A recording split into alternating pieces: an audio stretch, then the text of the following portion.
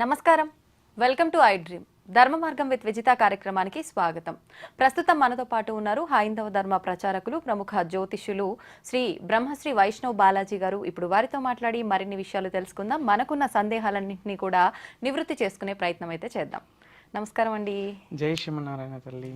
అయితే ఈ మధ్య కాలంలో ఆడవారి నెలసరికి సంబంధించి చాలా రకాల విషయాలు వింటున్నాం.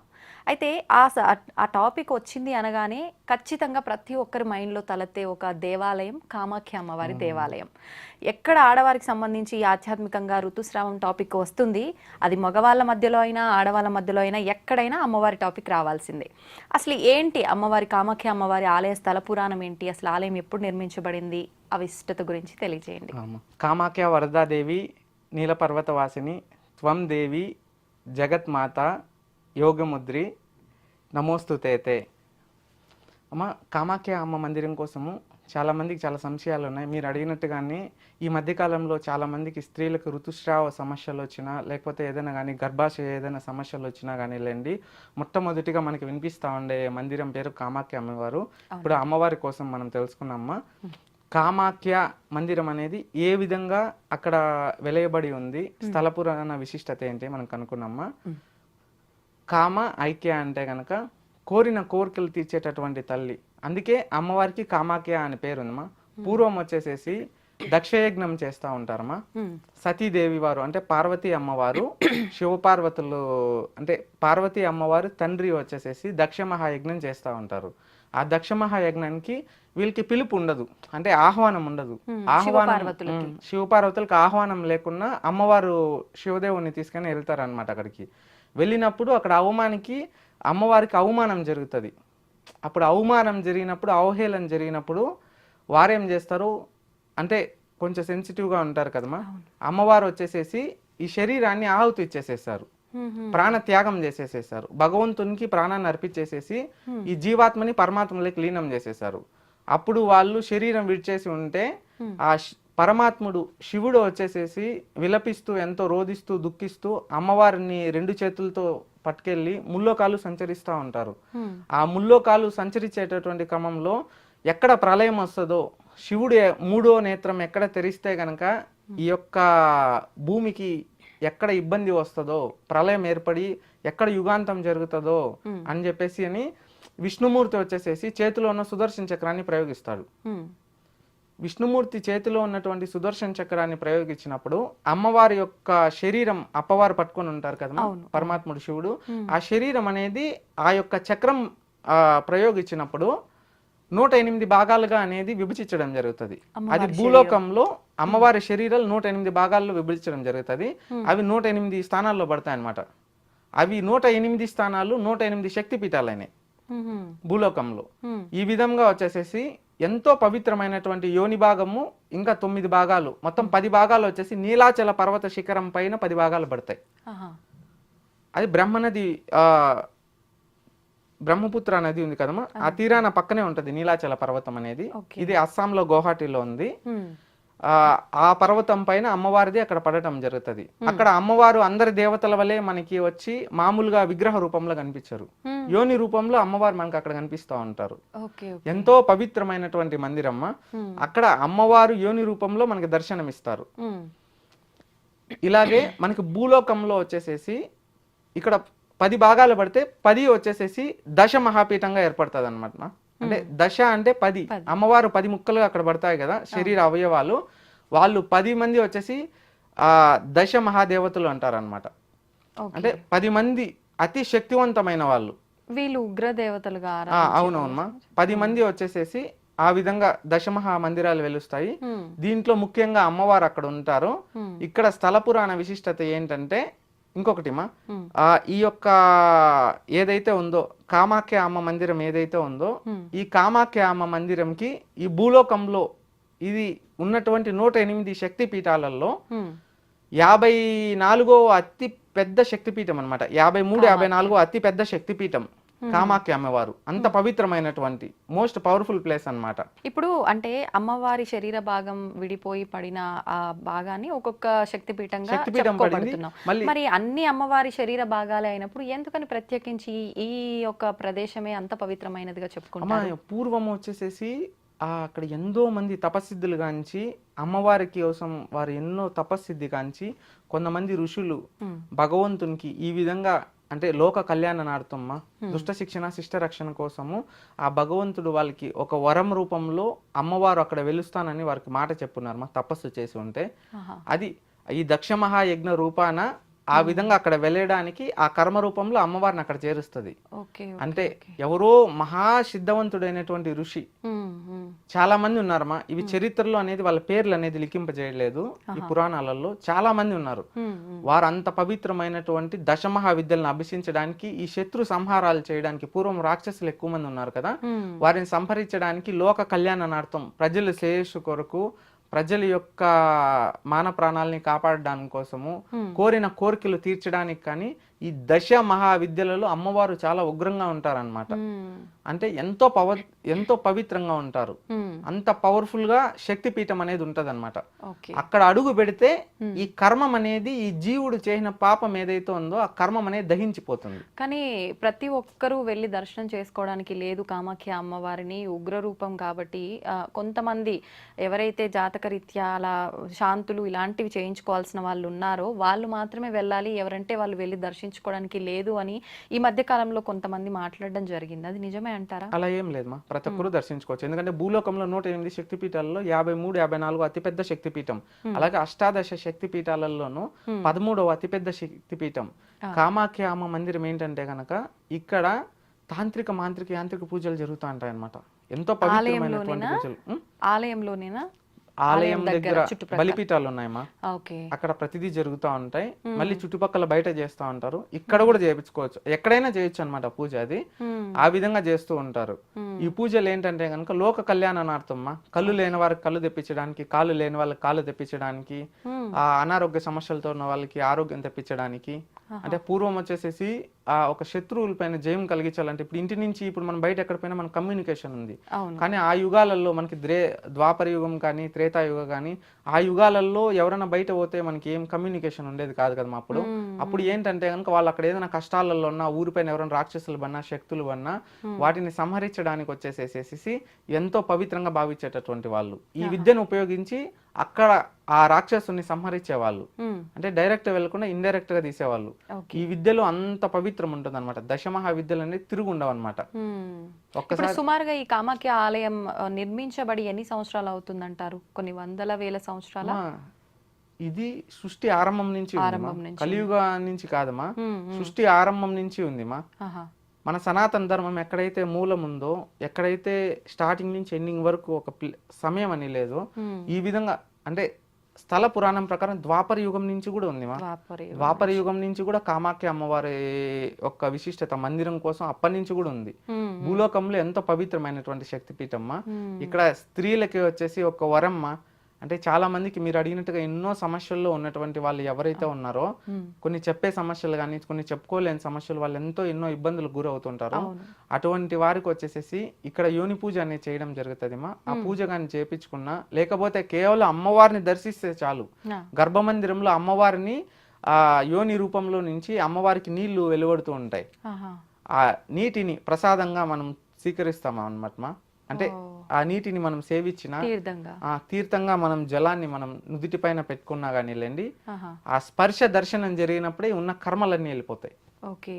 అయితే ఇక్కడ అమ్మవారికి ప్రతి నెల 3 రోజులు నెలసరి రావటం జరుగుతుంది అని చెప్పి, వచ్చిన 3 రోజులు ఆలయం మూసివేస్తారు అని చెప్పి కొంతమంది, అలా లేదు సంవత్సరానికి ఒకసారి మాత్రమే మూస్తారు, ఆ టైంలో ఏదో జాతర లాగా జరుగుతుంది అని అంటారు. ఏంటండి దాని? సాధారణంగా వచ్చేసి అందరు స్త్రీల వలె వచ్చేసేసి అమ్మవారికి కూడా వచ్చేసి ఋతుస్రావం జరుగుతుంది. కాకపోతే సంవత్సరంలో వచ్చేసేసి ఒక 3 రోజులు జరగడం జరుగుతుంది. ఇది వచ్చేసేసి మనకి ఇది మృగశిర నక్షత్రం 3వ పాదం నుంచి ఆరుద్ర నక్షత్రం 1వ పాదం వరకు ఈ యొక్క 3 దినాలు ఏవైతే ఉన్నాయో ఆ 3 దినముల గడువుల్లో వచ్చేసేసి అమ్మవారి యోని ద్వారం నుంచి ఎరుపు నీరు అనేది రావటం జరుగుతుంది. అంటే ఎరుపు నీరు అనేది శ్రావం జరుగుతుంది. అమ్మవారు శ్రవిస్తారు. ఆ ఎరుపు నీరుని అది అక్కడ వెల్లువిచ్చేటటువంటిది అక్కడ ఎర్రని బట్టలన్నీ పెట్టేసేసి అది ఎంతో పవిత్ర తీర్థంగా భావిస్తారనమాట. ఆ 3 రోజులు అనేది మందిరం తలుపులు అనేది 5 రోజులు మూసివేస్తారు. ఆ 3 రోజులు ఋతుస్రావం జరుగుతుంది. ఎక్కడి నుంచి వచ్చేటటువంటివి ఎరుపు నీరు ఏవైతే గనక వస్తాయో ఆ నీరన్నీ వచ్చేసేసి శక్తిపీఠం ముందర ఉన్నటువంటి సౌభాగ్య కుండల్లో చేరుతాయన్నమాట. ఇది ఎంతో పవిత్రంగా భావిస్తారు. ఆ 5 దినాలు అనేటివి చుట్టుకారం ఉన్నటువంటి అన్ని మందిరాలు కూడా క్లోజ్ చేసేసేస్తారు. అక్కడ ఇది ఎంతో పవిత్రంగా భావించి ఒక పండగలాగా జరుపుకుంటారు అనమాట. ఒక లోక కళ్యాణం కోసము జగమేలు తల్లి జగన్మాత ఆవిడ అమ్మవారు అంటే విశ్వగర్భాన్ని సైతం తన కడుపులో దాచుకున్నటువంటి తల్లి. ఇవాళ మనం మన తల్లిదండ్రులకి మనం అందరూ యోని స్వరూపంలో జననం తీసుకున్నాం. అలాగే సృష్టికి ఈ యొక్క కారణం అమ్మవారు. సృష్టి జన్మకి మానవ రూపం కావచ్చు ఏదైనా కానీలే అమ్మవారి రూపేనే ఇవాళ అందరం కూడా మనం ఉన్నామన్నమాట. ఈ విధంగా అమ్మవారిది వచ్చేసేసి సౌభాగ్య కుండలిలో ఆ నీరు చేరడం జరుగుతుంది అనమాట. ఈ 5 రోజులు వచ్చి ఎంతో పవిత్రంగా భావిస్తారు. ఈ 5 రోజుల్లో వచ్చేసేసి అక్కడ వాళ్ళు మందిరాలన్నీ మూసివేస్తారు. అక్కడ ప్రజలు దీనిని అంబుబాషి అంటారమ్మా. అంబుబాషి అమ్మవారికి ఋతుస్రావం జరిగేటటువంటి ఈ సమయాన్ని గడువుని అంబుబాషి అంటారు. ఇదెంతో పవిత్రంగా భావిస్తారమ్మా. ఈ 5 రోజులు సంవత్సరంలో ఒక్కసారే జరుగుతుంది. స్త్రీలకు వచ్చేసి మామూలుగా ప్రతి నెలసరి వస్తుంది. అమ్మవారికి వచ్చేసి సంవత్సరంలో ఈ 3 రోజులు వస్తుంది. 5 రోజులు మందిరం మూసివేస్తారు. ఇది వచ్చేసేసి మృగశిర నక్షత్రం 3వ పాదం నుంచి ఆరుద్ర నక్షత్రం 1వ పాదం వరకు అవునమ్మా, రీసెంట్ గానే అయింది. అంత పవిత్రం ఉంది కాబట్టి అప్పుడు అందరూ కూడా ఎంతో పవిత్రంగా భావిస్తారమ్మా. అప్పుడు అమ్మవారి యొక్క రక్తస్రావం ఏవైతే వెలువడిందో ఆ యొక్క బట్టల్ని తీసుకోవడానికి గుడి తెరచంగానే లక్షల మంది వెళ్తారు. అంత పవిత్రంగా భావిస్తారు. ఇప్పుడు ఇవ్వట్లేదు అని విన్నాను, ఒకప్పటి కాలంలో ఇస్తా ఉన్నారమ్మా. ఇప్పుడు కూడా ఇస్తా ఉన్నారు. కాకపోతే అక్కడ లోకల్లో ఎవరైతే ఉన్నారో మందిరంలో ఉన్న పెద్దవాళ్ళు అట్లాంటి వాళ్ళు అంటే సాధారణమైన వాళ్ళు తీసుకోవాలంటే కష్టము. అక్కడ ఉన్నటువంటి గురువులు అక్కడ ఉన్నటువంటి ఎవరైతే కనుక అర్చకులు ఉన్నారో వాళ్ళు ఇప్పుడు కూడా పంపిణీ చేస్తారమ్మా. అంటే వాళ్ళు బయట తెలియకుండా ఇస్తా ఉంటారు. అంటే అది ఎంతో శక్తిగా భావిస్తారు. దొరికింది అని అంటే ఆ వస్త్రం మనం ఎంతో శక్తిమా, ఎంతో శక్తి. మనకు ఉన్నటువంటి కర్మలు అక్కడికి దహించిపోయినాయని అర్థం. మనం దాన్ని పూజా మందిరంలో పెట్టాలా? ఎలా మనం తీసుకొచ్చుకున్న తర్వాత ఆ వస్త్రాన్ని? అమ్మా చాలా పవిత్రం అనేది మా. ఇప్పుడు అమృతం మీ చేతిలో పెడితే ఏం చేద్దామంటే మా దాన్ని సేవిస్తాం కదమ్మా. అట్లా పవిత్రంగా మన దగ్గర ఒక భద్రంగా దాచిపెట్టుకుంటామా గర్భమందిరంలో. అది శత్రువులపైకి జయం అవుతుంది, మన కోరిన కోరికలు తీరుస్తుంది, మనకి నరదిష్టి నరఘోష లేకుండా చేస్తుంది. ఎంతో పవిత్రమైనదమ్మా. ఆ యొక్క వస్త్రాన్ని దక్కించుకోవడానికి ఎంతైనా ఖర్చు చేసే వాళ్ళు ఉన్నారమ్మా. వెలకట్లేనంత ధనాన్ని ఖర్చు చేసేటటువంటి ఉన్నారు. సాధారణమైనటువంటి 1,000,000 జన్మలు ఎవరైతే పుణ్యం చేసి ఉంటారో వాళ్ళకి మటుకే దొరుకుతుంది. అమ్మవారి రక్తస్రావంతో వెలువడినటువంటిది ఆ బట్ట ఏదైతే ఉంటుందో అది అందరికీ దొరకదు. అయితే మా అందరికి తెలిసినట్టుగా ప్రతి నెల కాదు అమ్మవారి నెలసరి, సంవత్సరంలో ఒకసారే జరుగుతుంది. కేవలం 3 రోజులు జరుగుతుంది. అప్పుడు గుడి తలుపులు మూసివేస్తారు. అంబుబాషి పండుగ జరుపుకుంటారు. అంతా ఒక జాతర లాగా జరుగుతుంది. చాలా పెద్దగా జరుపుతారు తల్లి. ఓకే. అయితే ఇప్పుడు దేవతలు వీళ్ళంతా కూడా మనలాగా రక్త మాంసాలతో కూడిన శరీరం కాదు, వాళ్ళు శక్తి స్వరూపులు కదా. మరి ఎందుకు అలా అమ్మవారికి నెలసరి రావటం వెనక ఏదైనా ఆంతర్యం ఉందా? మా ఆంతర్యం అంటే ఇక్కడ వచ్చేసేసి స్త్రీలు ఇప్పుడు ప్రతి ఒక్కరు కూడా బహిష్టు జరుగుతున్నారు కదా. స్త్రీలు అందరూ బహిష్టు జరగడానికి అమ్మవారే మూలం. అమ్మవారు మూలం కాబట్టి ప్రతి ఒక్క స్త్రీ అంటే ఒక వస్తువు సృష్టించబడేది అనేది ఈ సృష్టిలో కేవలం ఒక స్త్రీకి మటుకే వెలువడుతుంది. అందుకే ఆడవారిని ఆది పరాశక్తితో మనం పోలుస్తామన్నమాట. పూర్వము ఆ శివపార్వతులకి ఆ భగవంతుడు యోగ దీక్షలో ఉన్నప్పుడు విష్ణుమూర్తి ఈ విధంగా అమ్మవారికి ఈ విధంగా అంటే ఇప్పుడు స్త్రీలకి సమస్య లేనప్పుడు ఇప్పుడు పురుషుడు స్త్రీ సమానం అని అంటుంటారు కదమ్మా. శివుల్లో వచ్చేసేసి పార్వతీమాత సగభాగంగా ఉంటది. సగభాగంగా ఉన్నప్పుడు ఒకానొక సందర్భంలో ఒక యుద్ధంలో వచ్చేసేసి మనస్పర్ధలు వస్తాయన్నమాట అప్పవారికి అమ్మవారికి. వచ్చినప్పుడు తండ్రి వారు అమ్మవారిని శపించడం జరుగుతుంది. శపించినప్పుడు ఈ విధంగా ఇబ్బంది అప్పుడు ఈ యొక్క బహిష్టు అనేది అప్పటి నుంచి మొదలైందమ్మా. అది స్థల పురాణ చరిత్రలో ఉంది. యుద్ధంలో సరి సమానులుగా అంటే సగభాగం నీవు సగభాగం నేను. ఎందుకంటే అమ్మవారు ఆదిపరాశక్తి, ఉగ్రరూపులు అంటే జగన్మాత వాళ్ళు. అప్పవారితో సమానంగా ఉన్నప్పుడు ఒక ఋషి తపస్సు చేసినప్పుడు ఇద్దరు ప్రసన్నం జరిగినప్పుడు అక్కడ మాటామంతా జరిగేసేసి అక్కడ వీరిద్దరూ శపించుకోవడం వల్ల ఈ విధంగా అనేది మాతృత్వంగా ఈ విధంగా స్త్రీ అనేది ఈ బహిష్ట్ అనేది జరగడం జరిగింది. అది ఇప్పుడు చాలా మందికి తెలియదు ఈ తాత్పర్యం. అది ఇప్పటికీ కొనసాగునే ఉంటుంది, సృష్టి చివరి వరకు కొనసాగుతుంది. అందుకోసమే అప్పుడు చాలా మందికి అంటే నదులు సైతం నీరు మారిపోతాయి. అక్కడ నదిలో ఉన్నటువంటి నీరు సైతం మారిపోతుంది. ఓహో. ఆ 5 రోజులు ఈ యొక్క ప్రకృతి ఏదైతే ఉందో మొత్తం మారిపోతుంది. హ్మ్. ఒక ప్రపంచం యుగాంతం వస్తే, ఒక ప్రళయం వస్తే ఏ విధంగా ఉంటుంది అవును. అట్లా ఉంటది. అంత పవిత్రంగా ఉంటది 5 రోజులు. Okay okay. ఆ విధంగా అప్పుడు ఆది నుంచి వస్తా ఉంది మా హ్మ్. ఆది నుంచి వస్తా ఉంది. ఈ సృష్టి యుగాంతం వరకు ఉంటది. ఓకే. అందుకే స్త్రీలు అనే వాళ్ళకి బహిష్ట్ అనేది అలవాటు అయిపోయింది. హ్మ్. ఇంతకు మునుపు సృష్టి ఆరంభంలో స్త్రీలకు అనేది బహిష్ట్ అనేది లేదు. ఆహా. తరువాత ఇవి జరిగిన తరువాత ఆడజన్మ ఎత్తిన ప్రతి ఒక్కరు అమ్మవారు కూడా అక్కడ యోని రూపంలో దర్శనమిస్తారు కదమ్మా. హ్మ్. కాబట్టి అమ్మవారు జగత్తుకి మాత, హ్మ్. అంటే ఈ జగమేలు మాత అమ్మవారు, జగానికి విశ్వానికి తల్లి, విశ్వగర్భ అంటాం అన్నమాట మా. హ్మ్. అందుకోసం అని చెప్పేసి స్త్రీలందరూ కూడా ఈ బహిష్ట్ అనేది రావడం వలన ఈ విధంగా స్త్రీలు ఇబ్బంది పడుతున్నారు. ఓకే. అమ్మవారు అయితే ఇప్పుడు ఈ బహిష్టుని పవిత్రమైనదిగా చెప్పుకోవచ్చు, ఎంతో పవిత్రమైనదిగా చెప్పుకోవచ్చు. మా ఎంతో పవిత్రమైనది మా. మరి పవిత్రమైనది అయినప్పుడు ఆడవారిని ఈ 4-5 రోజులు కాకపోతే దూరంగా ఉండమని అంటారు కదా, ఎందుకని? ఎందుకంటే మా దీనికి అంటే ఇవి జరగడం బహిష్ట్ అనేది, హ్మ్. బహిష్టు జరగడం అనేది పవిత్రమైనది. హ్మ్. ఎందుకంటే ఈ బహిష్టు జరిగితేనే స్త్రీ పుష్పవతి అయిన తరువాతనే స్త్రీకి మాతృత్వం ప్రసాదిస్తారనమాట. హ్మ్.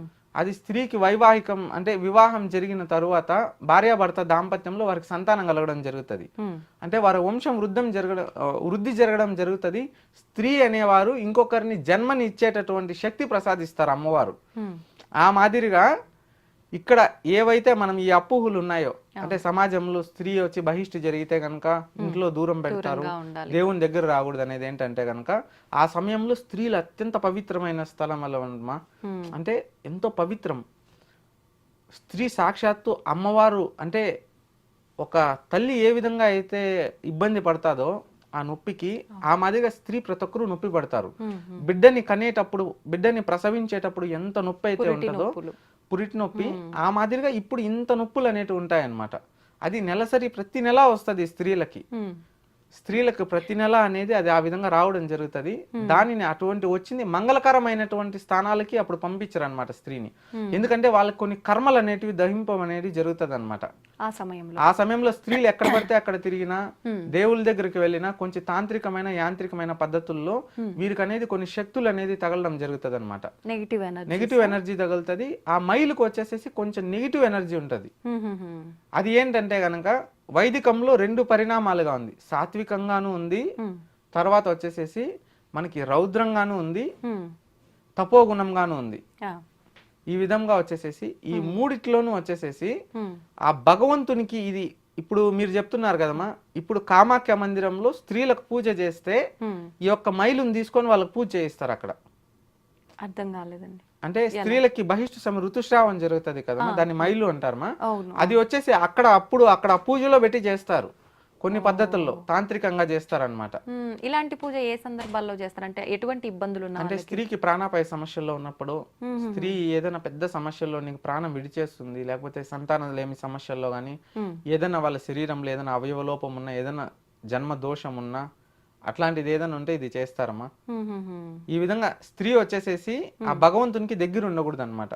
వైర్యాలు అనేది భగవంతుని తొలగకూడదు. ఇప్పుడు భగవంతుల్లో కూడా వచ్చేసేసి బ్రహ్మచారి దేవుళ్ళు ఉన్నారు, అదే విధంగా సంసారికంలో ఉన్న దేవతలు ఉన్నారు. వాళ్ళల్లో అనేది అందుకు ఇది ముందు నుంచి ఎంతో పవిత్రంగా ఉంటారమ్మా. ఈ మైలు అనేది ఋషులకు గాని, సిద్ధులకు కానీ, భగవంతుని దైవ చింతనార్థులకు కానీ, మళ్ళీ భగవంతుని నిత్య పూజ ఆరాధన చేసేటటువంటి వాళ్ళని దేవుళ్ళ దగ్గరికి వెళ్ళినా కానీలేండి, ఇవి సోకితే గనక కొంతమంది అపవిత్రంగా భావిస్తారు. అంటే పవిత్రం భావించే వాళ్ళు ఉన్నారు, అపవిత్రం భావించే వాళ్ళు ఉన్నారు. అటువంటి సమయంలో కనుక స్త్రీ కానీ అక్కడ కానీ ఎక్కడైనా సంచరిస్తూ తిరిగినా కానీలే, పొలిమేర సందుల్లో కానీ, లేకపోతే కనుక ఈ మందిరాలలో దగ్గరికి వెళ్ళినా కానీలేండి, ఆ నెగిటివ్ ఎనర్జీ అనేది వాళ్ళ జీవితానికి ప్రభావితం జరుగుతుంది. దేవుడు అపవిత్రంగా భావిస్తాడు అప్పుడు. కాకపోతే మీరు అనొచ్చు, ఎందుకు అంబుబాషి అమ్మవారికి జరిగినప్పుడు ఇంత పవిత్రంగా భావిస్తారు, అంత శక్తిపీఠానికి అంత జాతర చేస్తారు, మేము కూడా అందరూ ఆడవాళ్ళం మీరు చెప్తున్నారు కదా, మాకెందుకు ఈ విధంగా అనేది ఆ 5 days ఇంత పెయిన్ అనుభవిస్తాం మేము, ఇంత పెయిన్ అనుభవించి ఈ 5 రోజుల్లో వచ్చి మేము పడిన కష్టం ఎంతో ఉంటది. ఆ సమయంలో వచ్చేసేసి మమ్మల్ని ఎవరు అర్థం చేసుకోరు, అంటే అప్పుడు దాకా మమ్మల్ని ఒక దేవతలాగా చూస్తారు, సడన్ గా వచ్చేసేసి ఏదో ఒక ఆట బొమ్మలాగా మేము బాధలు పడుతూ ఉంటే కొంతమంది షేమ్ గా ఫీల్ అవుతారమ్మా. అది ప్రౌడ్ గా ఫీల్ అవ్వాల్సింది, మా షేమ్ గా ఫీల్ అయ్యేది కాదు. ఎందుకంటే ఒక స్త్రీ ఒకరికి జన్మని ప్రసాదించేటటువంటి శక్తి భగవంతుడు ఇచ్చాడమ్మా. మన తల్లి అక్క చెల్లి అందరికీ సహజ సిద్ధమైనది మా ప్రకృతికి. ఆ సమయంలో దూరం పెట్టడం ఏంటి అంటే ఈ వైదిక సాంప్రదాయాల్లో భగవంతుని కొన్ని వైర్యాలు ఉన్నాయి. ఈ విధంగా భగవంతుని దగ్గర వెళ్ళి వాళ్ళు కానీ పూజలు చేయడం కానీ అది ఏదైనా పుణ్యకార్యాలు మంగళకార్యాలు జరిగేటప్పుడు ఈ స్త్రీ మైలు అనేది అక్కడ కానీ వాళ్ళకి తగిలితే కనుక కొంతమంది అశుభంగా భావిస్తారనమాట. అందుకోసం అని చెప్పేసి వాళ్ళ దగ్గరికి రానియరు. దుష్టగ్రహాల ప్రభావితం వాళ్ళ మీద ఎక్కువ పడతా ఉంటాయి. అందుకోసం చాలా మందికి ఆ సమయాల్లో బయట కూడా పంపించరు. కానీ ఈ మధ్య చాలా మంది చాలా మంది కాదు, కొంతమంది మేము పీరియడ్స్ వచ్చినప్పుడు కూడా ఆలయంలోకి వెళ్తాము అని చెప్పి చెప్తూ ఉన్నారు. మాకేం అవ్వలేదు, మేము బాగా ఉన్నాము అని చెప్పి. మరి అటువంటి వాళ్ళు బాగానే ఉన్నారు అని అంటే మీరు చెప్పినట్టుగా చూస్తే నెగిటివ్ ఎనర్జీస్ వచ్చే అవకాశం ఉంటుంది అని. మరి వాళ్ళు బాగానే ఉన్నారు కదా, మీరు చూస్తేనేమో ఇలా చెప్తున్నారు అని అందరూ వెళ్ళొచ్చు అని అనుకునే వాళ్ళు కూడా ఉంటారు కదా, వాళ్ళకేం చెప్తారు? అమ్మ ఒక్క మాటే చెప్తానమ్మా. ఇది ఎందుకంటే భగవంతుడు ఉన్నాడు, రాక్షసుడు ఉన్నాడమ్మా. మనం ఈ చేత్తో అన్నం తినేటప్పుడు ఇట్లే తింటామా, మనం ఇట్లా వెనక్కి తీసుకొని ఇట్లా పెట్టి ఇట్లా తినం కదమ్మా. ఇప్పుడు వాష్రూమ్లో ఏ పని చేయాలో ఆ పనే చేస్తాం, వంట రూమ్ లో పోయి వాష్రూమ్ లో చేయం కదమ్మా.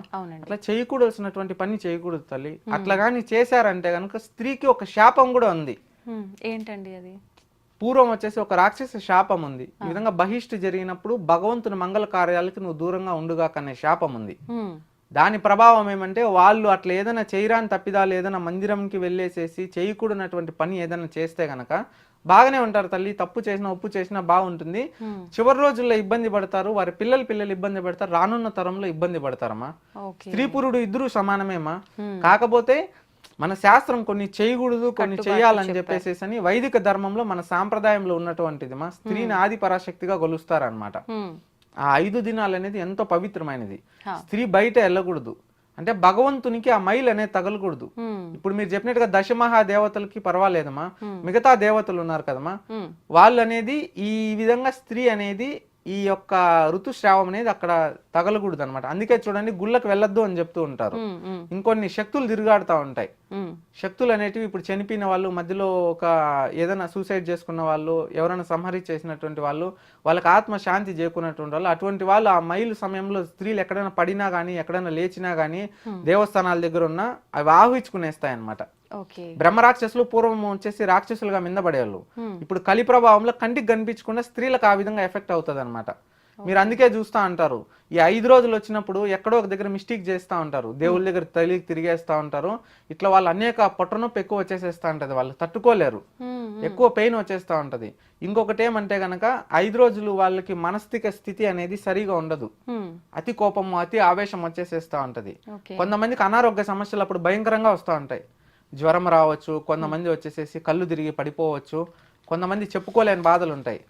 అవి అంతా ఆరోగ్యం బాగుంటుంది, కరెక్ట్ గా ఆ టైంకే వచ్చేస్తాయి. కొన్ని అమావాస్య పౌర్ణములకు కూడా అప్పుడు అది బయట పడిపోతుంది. వాళ్ళు చెప్పుకోలేని సమస్యలు అనుభవిస్తూ ఉంటారు, జీవితకాలం ఆ సమస్య వెంటాడుతుంది. ఖచ్చితంగా దాని ఫలితం అనుభవించాల్సిందేమా. అందుకోసం మందిరాల దగ్గరికి పోకూడదమ్మా.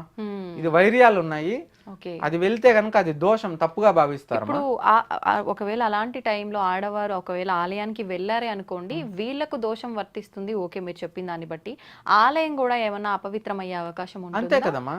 పవిత్రమైన స్థానంలో అపవిత్రం అనేది జరిగినప్పుడు ఆ పవిత్రాన్ని అక్కడ అపవిత్రం జరిగితే, ఇప్పుడు మనం ఎంతో కష్టపడేసి తపస్సు చేసి ఉంటామా, భగవంతుడు దివ్య ఆకర్షణ శక్తితో మనకు అనుగ్రహం చెందికి ఒక వరం ఇస్తా ఉంటాడు. ఆ సమయంలో మన తపస్సుని భంగం ఎవరైనా చేశారంటే గనక ఈ ఫలితం అనేది మనకు దక్కుతుందా? దక్కదు కదా తల్లి. అదే మాదిరిగా ఈ యొక్క చేయకూడసిన పని చేయడం వల్ల వారి జీవితాలు అనేది తెలియకుండానే కష్టాలలో పోతాయి. జీవితంలో అనేది సంతానం సరిగా పుట్టరు, అయితే సంతానం సరిగా కలిగినా కానీ లేండి, వారికి కొన్ని చెప్పిన మాట వినరు, తల్లిదండ్రులు హింసిస్తూ ఉంటారు. ఇప్పుడు కలియుగంలో ధర్మం ఒక పాదం ఉంది, అధర్మం 3 పాదాలలో ఉంది. చెప్తే వినే వాళ్ళు ఎవరు లేరు తల్లి. అందుకోసం అనమా స్త్రీలు ఎంతో పవిత్రంగా భావించాల్సిందేమా. అది షేంబడే విషయం కాదు. మన తల్లికి, మన చెల్లికి, అక్కకి అందరికీ జరిగేటటువంటి తంతు, సాక్షాత్తు అమ్మవారికి జరిగేటటువంటి తంతు మా ఇది అందరికీ సహజమే. కాకపోతే ఆ సమయంలో మంగళకరమైనటువంటి సందర్భం ఉన్నటువంటి జాగాలకు వెళ్ళకూడదు, అంటే దేవస్థానాలకు వెళ్ళకూడదు. ఏదైనా పుణ్యకారాలు ఎవరైనా కానీ కాలం జరిగి ఉంటారు కదమ్మా, వాళ్ళు పిండ ప్రదానం జరుగుతూ ఉంటాయి కొంతమందివి.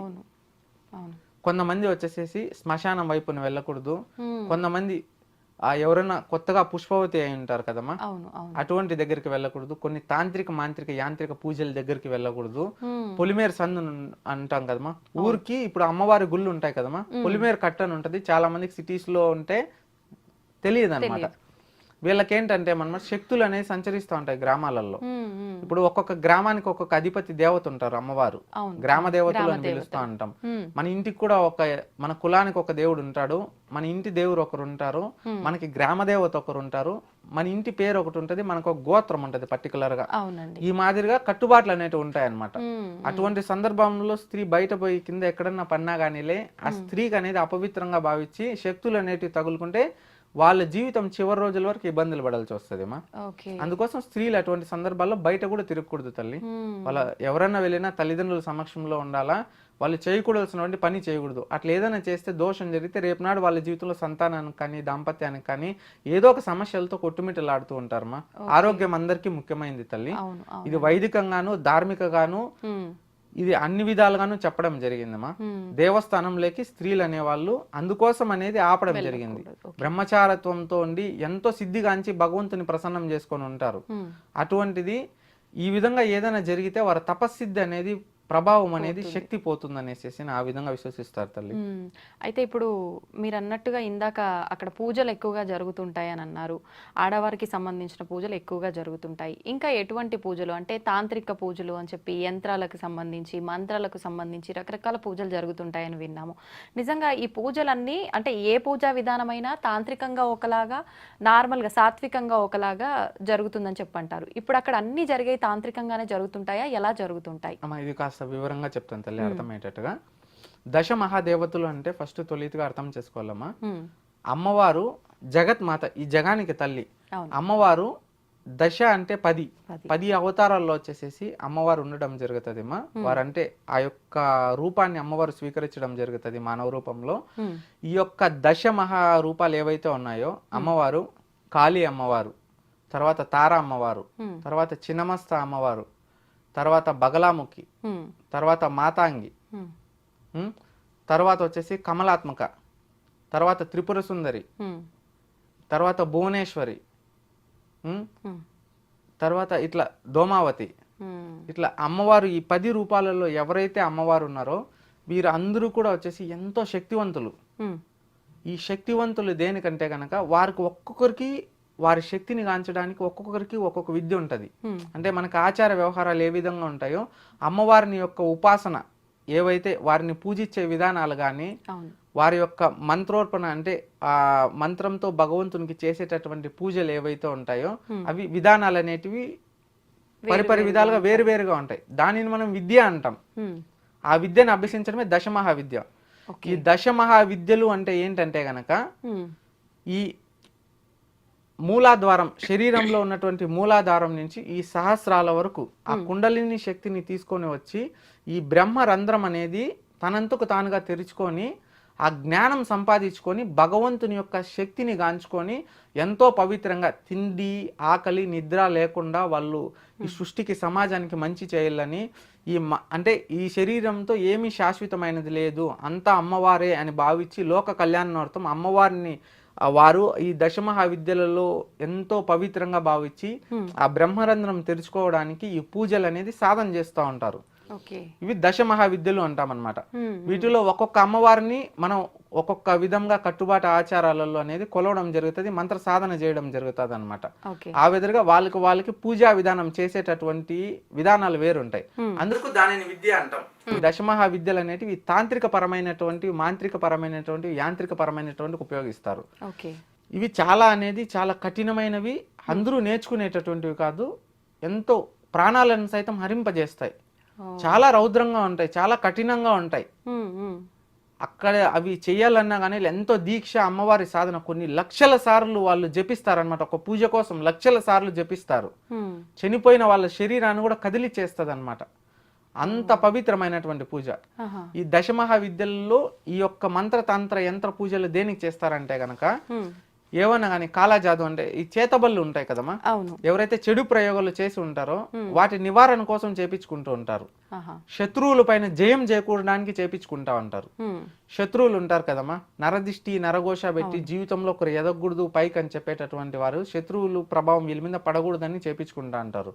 లైఫ్ లో వచ్చేసి ఏదో పని చేసి వాళ్ళు కోరిన కోరికలు తీర్చుకోవాలి, ఒక రంగంలో రాణించాలి, వాళ్ళు ఒక యోగ్య స్థాయిలోకి పోవాలని వాళ్ళు ఈ పూజ చేపించుకుంటారు. స్త్రీలు సంతానలేమి వాళ్ళు, అనారోగ్య సమస్యల్లో ఉన్న వాళ్ళు అందరూ కూడా ఈ పూజలు చేపించుకుంటారు.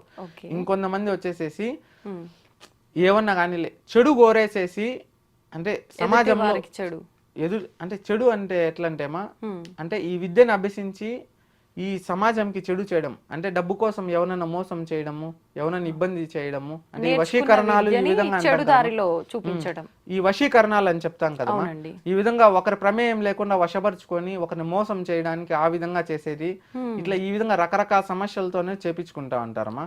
ఇది అనారోగ్య సమస్యలో ఉన్న వాళ్ళకి ఆరోగ్యం తెప్పించడానికి, కష్టంలో ఉన్న వాళ్ళని ఆదుకునేదానికి, ఆకలితో ఉన్న వాళ్ళకి అన్నం పెట్టడానికి, సమాజ శ్రేయస్సు కొరకు, దేశ శ్రేయస్సు కొరకు, భగవంతుని శ్రేయస్సు కొరకు, సనాతన ధర్మ శ్రేయస్సు కొరకు ఉపయోగించుకునేటువంటి గొప్ప విద్యలు ఇవేమంటే ఈ మానవిక ఆధునిక ప్రపంచంలో వచ్చేసేసి వీటిని చాలా తప్పుదాలుగా చేస్తూ ఉన్నారు మనుషులు. ఇప్పుడు ఎట్లంటే ఈ ఒకప్పుడు శత్రువుల పైన జయం చేకూర్చడానికి చేసేవాళ్ళు, కానీ ఇప్పుడు ఒకరిని చంపడానికి ఇది ప్రయోగిస్తా ఉన్నారు. అది తప్పు. ఒకరు వీళ్ళ కోసం వారి ప్రభావం వీళ్ళ మీద పడకుండా ఉండడానికి ఈ విద్యను చేసుకోవచ్చు, దాంట్లో తప్పు లేదు. కానీ ఇప్పుడు మంచి కన్నా చెడు చేస్తా ఉన్నారమ్మా. ఆ విధంగా వీటిని భ్రష్ట పట్టిస్తూ అమ్మవారికి కూడా కలంకం తెప్పిస్తున్నారమ్మా. అంత జ్ఞానేంద్రియాలని వాళ్ళు మూలాద్వారం నుంచి బ్రహ్మచక్రం ఈ సహస్రాలతో వాళ్ళు కలిపి దానంతకు అది తెరుచుకునేలాగా చేస్తే అమ్మవారి శక్తి వారికి ప్రసాదిస్తారు. అటువంటి శక్తులు బలులు కోరడం జరుగుతుంది అనమాట.